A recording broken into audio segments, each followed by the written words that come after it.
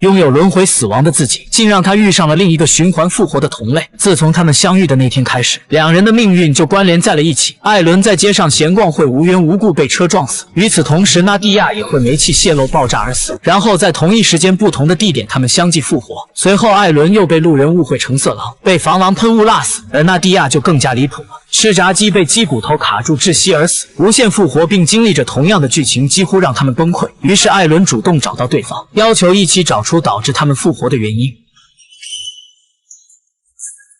但艾伦保姆心泛滥，没事帮纳蒂亚收拾起了房间，本该是件好事才对。可当对方看到他摆出了母亲的照片，就不淡定了，当即与艾伦翻脸，骂走了他。两人的合作也因此不欢而散。挨了骂的他在公园里看风景，结果路灯漏电，活活被电死。毫无疑问，纳蒂亚回到外婆家取东西，却被老年痴呆的外婆当成小偷，一枪毙命。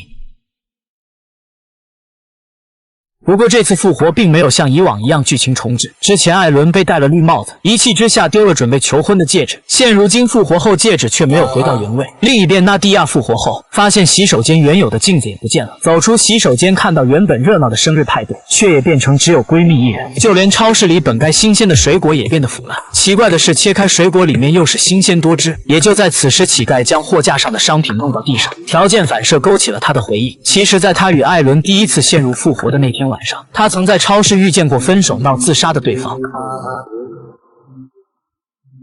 知道这些后，他主动去找了艾伦，并说出了自己的设想。要想破除无限复活，就要从源头开始。如果第一次相见，纳蒂亚去阻止了对方的自杀，然后艾伦再反过来去避免他被车撞死，那样他们很有可能就不会陷入彼此的轮回。两人一拍即合，相约在今晚11点在超市互救。当纳蒂亚赶到超市，却看到儿时的自己对他的凝视，而他似乎对童年的回忆极为恐惧。这时，小女孩突然口淌番茄汁，艾伦的赶到打断了他的幻觉。可也就在这一刻，他流出了鼻血，还没等破除循环，纳蒂亚又再一次死去。